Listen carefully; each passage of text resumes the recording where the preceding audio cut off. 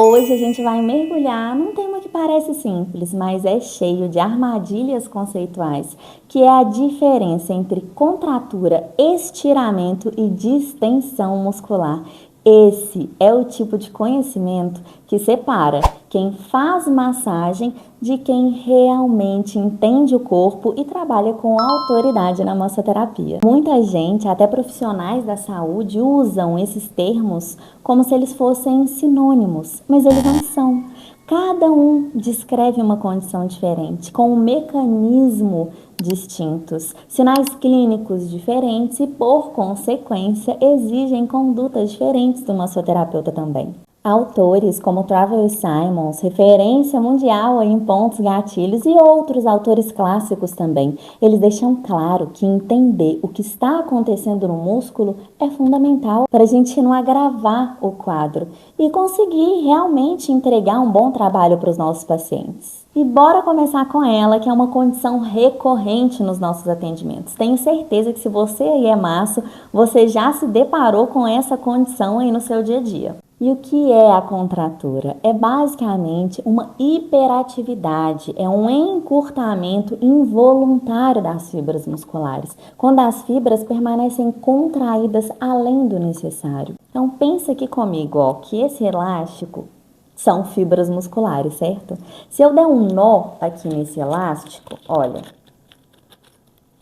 ó, o que a gente pode perceber aqui é que tem uma contratura, mas não rompeu o músculo, certo? Se eu desfazer esse nó, o elástico, ele vai estar íntegro, ele não teve a sua estrutura comprometida, certo? Então, não tem aqui nesse elástico uma lesão estrutural, ele só está, travado. Então, em caso de espasmos ou encurtamento sustentado, já vamos relembrar aqui, tá? Só é uma lesão quando a fibra, do músculo sofre algum tipo de dano, tá? Quando sofre alguma alteração estrutural, que não é o caso de uma contratura, e sim de um estiramento ou uma distensão, mas a gente vai falar sobre isso mais pra frente também. Na prática clínica, a contratura, ela acontece porque as pontes da actina e miosina, elas não conseguem se desfazer totalmente. É como se o mecanismo da contração ficasse preso, sabe? E esse fenômeno, ele pode acontecer depois de um esforço repetitivo, uma má postura prolongada, uma fadiga metabólica e principalmente o famoso estresse emocional, já que o nosso sistema nervoso simpático, ele aumenta o tônus muscular. Então, diferente da lesão, aqui não tem uma ruptura, apenas esse desequilíbrio de contração. O músculo contrai demais e na hora de relaxar, de voltar ao seu estado de relaxamento, ele não volta por completo. Como, por exemplo, um cliente que ficou no computador por horas com o trapézio encolhido e aí ele já chega na sessão te contando que o ombro dele travou. Ou então, um corredor que depois de horas e horas de treino, ele sente a panturrilha mais dura, mas sem aquela dor excessiva, sem um rompimento aparente. E onde entra o nosso trabalho, afinal, como massoterapeutas? A massoterapia, ela tem um papel direto e efetivo nos casos de contratura. A massagem ajuda a restabelecer o fluxo sanguíneo.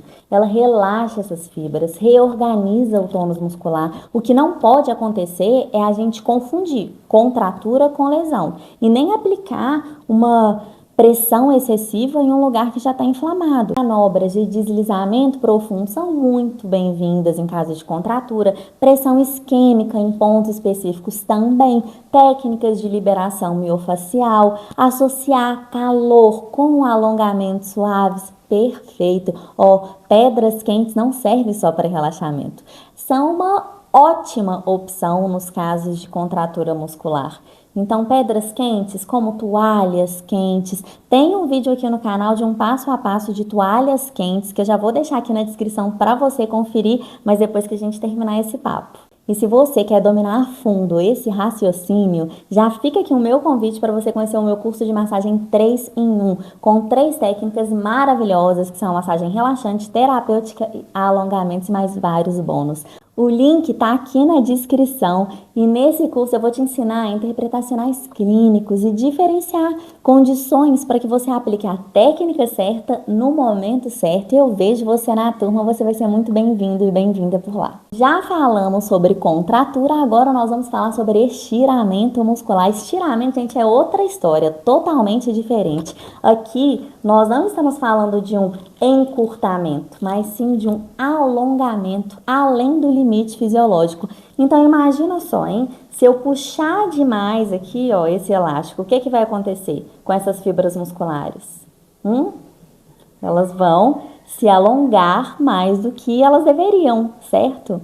Mas não necessariamente se romper. Alguns autores, eles até acrescentam que esse estiramento costuma acontecer no ventre muscular, ou seja, na parte mais central do músculo, onde as fibras, elas sofrem esse alongamento excessivo, diferente da terceira condição que a gente vai falar, que é a distensão muscular. Muitas vezes, a distensão aparece na junção músculo-tendínea. E o que é isso?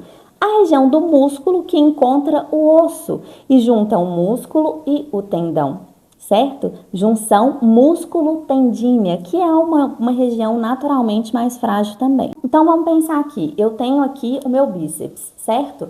Então, com a origem dele, a inserção bonitinho, ventre do músculo, que é mais ou menos o centro aqui do músculo, e eu tenho a junção músculo-tendínea, que é bem a junção onde o músculo encontra com o tendão, que faz o quê? Que gruda esse músculo no osso. E essa junção músculo-tendínea, que é bem essa região, ela é a parte mais sensível dessa estrutura. E vale lembrar que essa diferenciação de localização não é um consenso em toda a literatura, mas ela é citada em muitas publicações clínicas e fisioterapêuticas, como uma explicação prática mesmo para a localização da dor.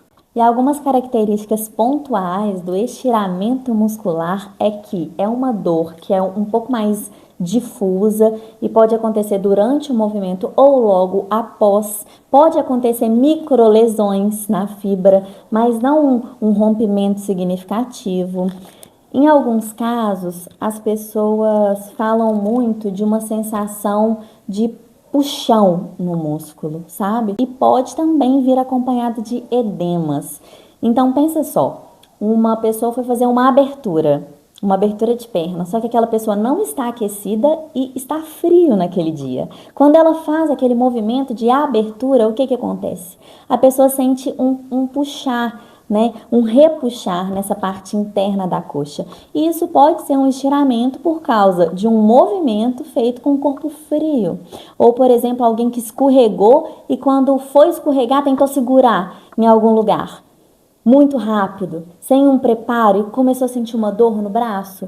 Pois é, e isso também pode ser um caso de estiramento, sem acontecer um rompimento das fibras, mas microlesões por causa de um movimento que foi rápido, com o corpo despreparado para aquilo. E onde o massoterapeuta entra nesse caso? Aqui a gente vai atuar de forma complementar. Primeiro, é muito importante a gente respeitar a fase aguda da dor.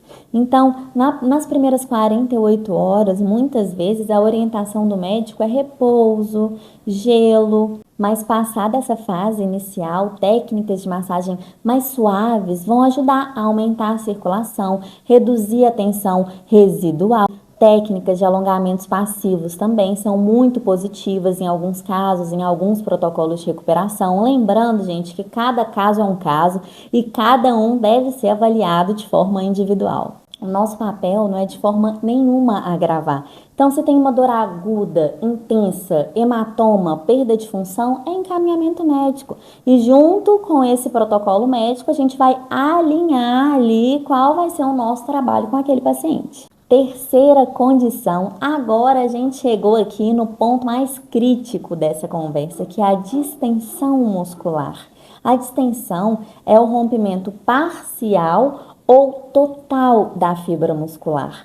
É como se, o elástico, além de esticar, ele tivesse se rompido. Muitos casos de distensão, como a gente estava conversando, acontece na junção músculo-tendínea, justamente por ser uma região de transição estrutural e acaba sendo mais frágil. Artigos em ortopedia já confirmam que essa junção músculo-tendínea é um dos pontos mais vulneráveis a rupturas. No entanto, gente, esse rompimento ele também pode acontecer no ventre muscular. E por isso a ressonância nesse caso é o exame ouro, porque é ela que vai mostrar exatamente a localização, o grau da lesão, porque quando há rompimento ou alguma alteração estrutural, já é caracterizada uma lesão. Vocês lembram lá no início, né? Quando a gente conversou sobre ser uma lesão ou não, no caso da contratura, que não altera a integridade tecidual, não é uma lesão.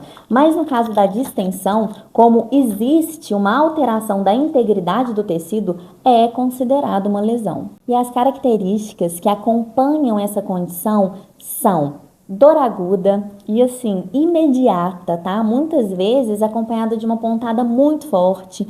Pode haver hematoma visível, já que existe um sangramento interno, edema no local, dificuldade real de se movimentar, de movimentar o músculo, né? E até uma retração visível da fibra em muitos casos. Vários estudos clínicos mostram pra gente que a distensão ela tem grau. O grau 1, que é pequenas fibras rompidas, uma dor suportável.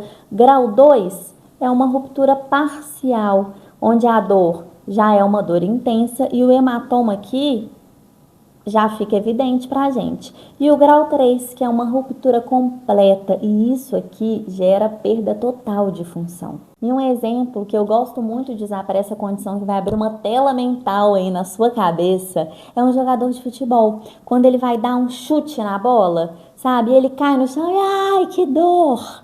Que dor! Você acha que ele vai fazer o que naquele momento, né? Pegar o telefone e marcar uma massagem? Não vai. Ele vai precisar ir para o médico para fazer uma ressonância e entender qual foi o grau daquela lesão. E é aqui onde nós, massoterapeutas, precisamos ter muita ética e clareza. Na fase aguda, a nossa atuação ela é contraindicada.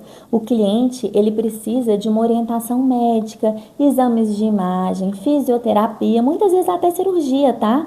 Na fase subaguda ou na fase crônica, após a liberação médica, a massagem pode sim ajudar a quebrar algumas aderências, a melhorar a circulação, o nível de fibrose, devolver a mobilidade, mas sempre respeitando o processo de cicatrização tecidual, o que pode levar às vezes semanas ou até meses. Então aqui, nessa condição, a gente não resolve nada.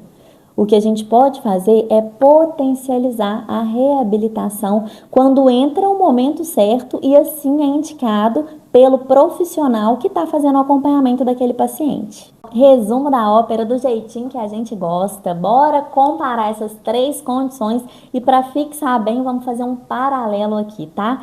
Primeira condição, contratura. É o que? Fibras tensas, mas sem ruptura, sem lesão, como se fosse um nó no músculo. E aqui o trabalho do massoterapeuta é altamente indicado. Segunda condição, estiramento, fibras alongadas além do limite com microlesões. E aqui a massoterapia ajuda na recuperação, mas com cautela. Terceira condição, distensão, fibras rompidas. E aqui a prioridade é médica. O massoterapeuta só atua depois como parte da reabilitação do paciente. E é por isso que a avaliação é tão importante para a gente saber quando começou a dor, se houve algum esforço brusco, se tem algum edema, hematoma, se o cliente consegue se movimentar. Todas essas respostas já vão guiar a nossa conduta. Em casos de suspeita de estiramento ou distensão, a ressonância é indispensável para determinar o grau da lesão. Combinado? Ou seja, um maço que sabe diferenciar contratura, estiramento e distensão não vai só cuidar melhor do cliente, ele vai ganhar a autoridade. Porque ele não vai vender a ilusão de que a massagem resolve tudo. Mas ele sabe o que pode, quando pode e quando precisa encaminhar. E é exatamente isso que torna o nosso trabalho respeitado dentro da área da saúde. a gente levar essa profissão a sério. Cada tecido tem um tempo, um limite, uma resposta diferente e o nosso papel como massoterapeutas é entender o corpo com profundidade, agir com segurança e transmitir confiança através do nosso servir. E aí, quando você ouvir de novo esses termos, contratura, estiramento, distensão, agora você já sabe, né? São diferentes, têm sinais clínicos distintos e exigem condutas também diferentes. E se esse conteúdo fez sentido para você, já deixa aqui o seu like para eu entender e trazer mais assuntos como esse. Ativa o sininho e tudo mais, porque o nosso canal está só começando. E o intuito desse canal é realmente trazer conteúdos que transformam o nosso caminho na massoterapia. E eu espero que esse papo tenha somado na sua jornada. Fiquem todos em paz, com Deus e até o nosso próximo vídeo.